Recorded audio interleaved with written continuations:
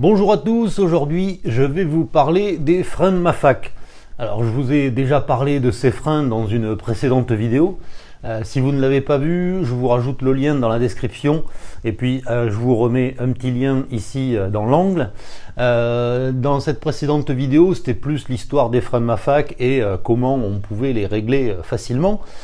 Aujourd'hui, je vous fais cette vidéo pour vous expliquer comment améliorer le freinage des freins de Mafac. Parce que les freins de Mafac, ça fonctionne bien, mais en termes de freinage, c'est pas terrible et bien souvent, ce sont des freins qui font du bruit et ça, c'est quand même assez agaçant.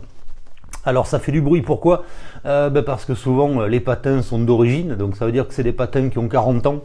Le caoutchouc a séché et puis en 40 ans quand même on peut dire que le caoutchouc et l'industrie chimique a fait pas mal de progrès.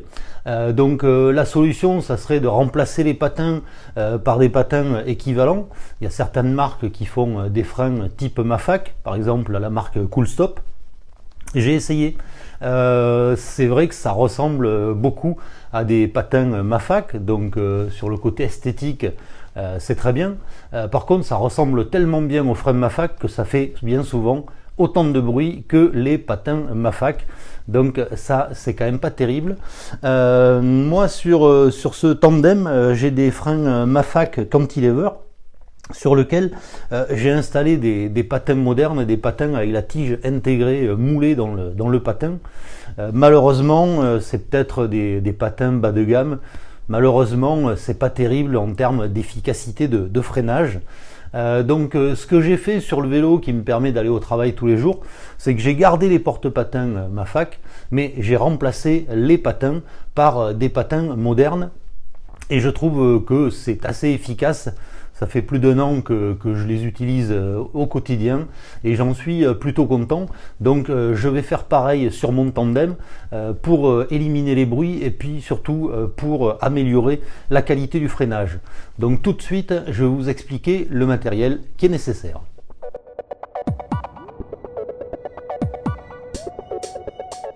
Côté matériel, il faut rien de très particulier. Bien sûr, il vous faut les porte-patins Mafac, ça c'est la base. Ensuite, il va vous falloir un cutter avec une bonne lame, puisqu'on va retailler les patins. Il va vous falloir également un marteau et un petit bout de bois. Ça va nous servir à mettre en place les patins sur les porte-patins. Voilà. Et ensuite, il nous faut des patins. Mais quels patins utiliser ?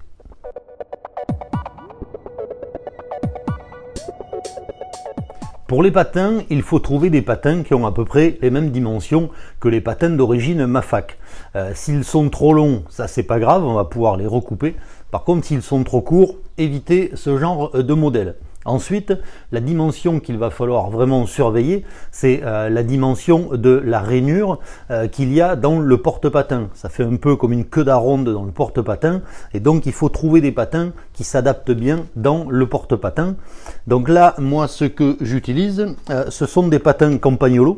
Donc c'est pour ça que ça améliore le freinage parce que voilà, ce sont des patins de qualité, des patins récents. Plus exactement, là, ce sont des patins Campagnolo Record pour les modèles d'après 2000. Donc ces patins, quand on ouvre la boîte, c'est pas compliqué. Qu'est-ce qu'on va avoir? On va avoir bien sûr 4 patins. Et vous voyez que ce sont des patins donc avec le système de rainure. Ils sont un petit peu plus longs que les freins Mafac, mais ça c'est pas grave. Et ils vont venir s'installer directement dans le porte-patin. Voilà. La seule chose, c'est que ils sont légèrement plus fins que les porte-patins Mafac. Donc là, tout de suite, on va voir comment adapter les porte-patins à ces nouveaux patins Campagnolo.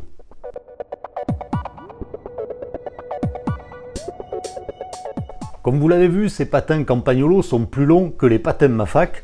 Donc on va commencer par raccourcir le patin. Et pour ça, on va le raccourcir uniquement d'un côté. Contrairement aux patins Mafac qui sont rectangulaires, ces patins Campagnolo ont les bouts qui sont arrondis. Donc ça tombe bien. En fait, la première découpe qu'on va venir faire au cutter, c'est qu'on va enlever la partie qui est arrondie pour avoir un patin qui soit vraiment bien rectangulaire et qui là va pouvoir se monter facilement dans le porte-patin Mafac.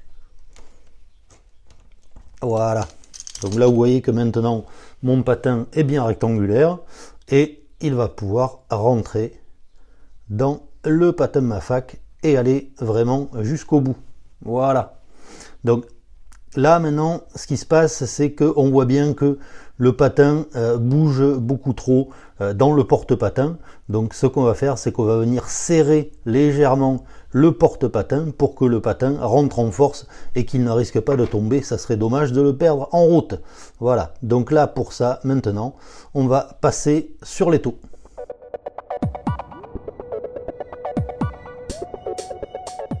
Pour resserrer le porte-patin, il n'y a pas 36 solutions. Comme c'est légèrement conique, on ne peut pas venir le prendre dans l'étau. Donc on va utiliser le marteau. Et en plaçant le porte-patin sur l'étau, on va taper légèrement dessus.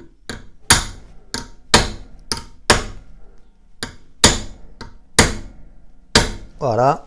Et pour éviter de trop en faire, on va venir contrôler. Donc là, c'est pas encore assez, il faut que je sois un petit peu plus méchant.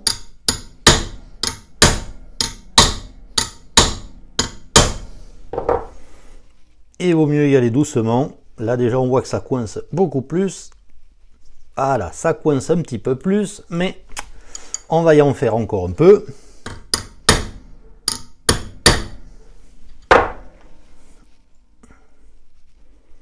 Il faut quand même que ça rentre bien en force, hein, un patin. Voilà, donc là, le bout coince pas mal. C'est peut-être le début qui est pas assez serré. Ça, c'est pas grave.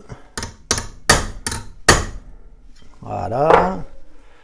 Alors, voilà. Là, vous voyez, quand il faut vraiment forcer pour rentrer le patin, c'est que c'est bon. Voilà. Une fois que le patin est bien adapté au porte-patin et inversement, ce qu'on va faire, c'est qu'on va pouvoir venir découper la petite partie de patin qui est ici. Voilà, donc là on va faire ça directement sur l'étau et on va se servir du porte-patin comme guide et là on va découper le morceau qui dépasse.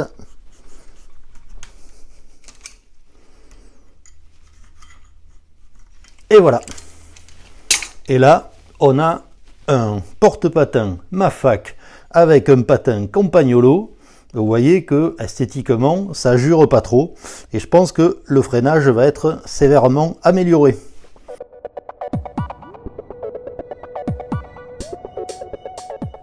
J'ai remonté mes deux premiers patins sur les porte-patins. Alors faites quand même attention, bien souvent sur les patins modernes, il y a un sens de montage, donc il y a une petite flèche qui indique le sens de rotation de la roue. Donc faites attention quand vous remontez vos patins. En plus de ça, là ces patins ne sont pas tout à fait droits, ils prennent légèrement la forme de la jante. Donc c'est pour ça qu'il y a un sens aussi de montage. Et donc là, je vais pouvoir venir remplacer mes anciens porte-patins par les nouveaux.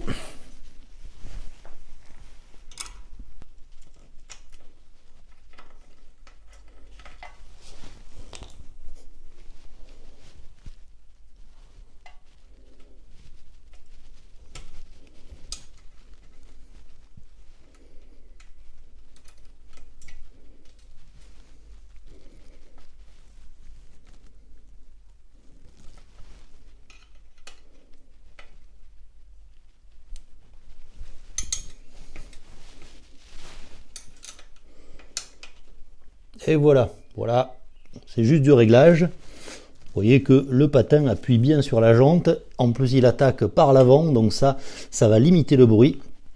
Donc là, je crois qu'on est pas mal du tout.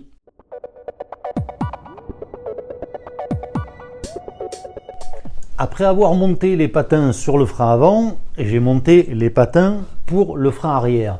Et puis là, j'ai eu un gros travail de réglage, puisque comme c'est un tandem, sur un tandem, c'est le même levier de frein qui commande à la fois le frein avant et le frein arrière. Donc il faut que les deux freins soient synchronisés, c'est-à-dire qu'il faut que les patins appuient au même moment sur la jante.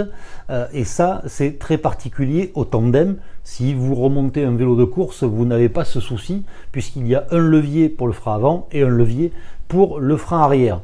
Vous voyez que c'est facile de changer des patins sur des porte-patins Maffac. Moi j'utilise des patins Campagnolo, mais vous pouvez peut-être trouver des patins Shimano qui s'adaptent sur les porte-patins. En tout cas, j'espère que cette vidéo vous sera utile pour vos prochaines restaurations. Et comme toujours, je vous dis à bientôt pour d'autres vidéos.